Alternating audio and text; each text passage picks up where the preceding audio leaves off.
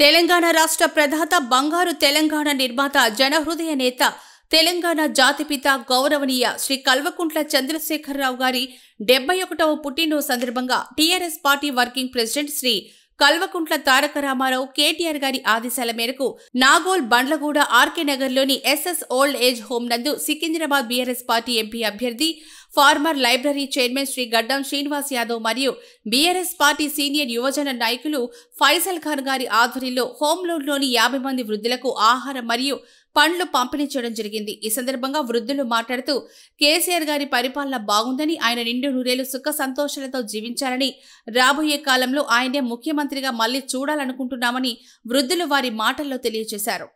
మాకు ఇదే ప్రాబ్లం, ఆయన వచ్చి ప్రాబ్లం పెట్టిండు। ఆడు వరకు ఆటో ఇటో మాకు ఉచిత బియ్యం వచ్చినాయి, అవి వచ్చి ఒక రాసిన బియ్యం ఇస్తున్నారు మాకు। కానీ ఈయన వచ్చిన సందైతే మాకు నెలకు ఏ బాధలు పడుతుంది, నెలకు కట్టుగా ఇచ్చిండు, తిన్నాం।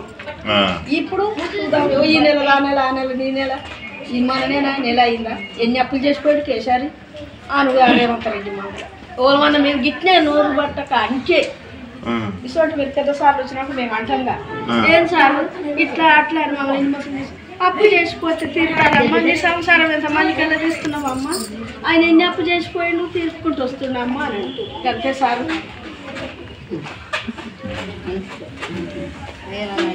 సరే మళ్ళీ వస్తాడు, పెద్ద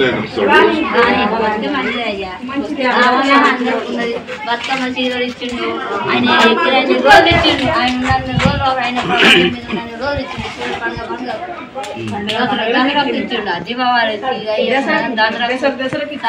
బతుకమ్మ పండుగలని బతుకమ్మ చీరలు ఇచ్చిండు, అందరికి ఇచ్చిండు, ముసలికి ఇచ్చిండు, వయసులకు ఇచ్చిండు, పెండి కాని వాళ్ళకి ఇచ్చిండు, పెండి అయిన వాళ్ళకి ఇచ్చిండు, అందరికి ఇచ్చిండు। ఒక్కొక్క గిట్ట 3-4 చీరలు వచ్చినాయి।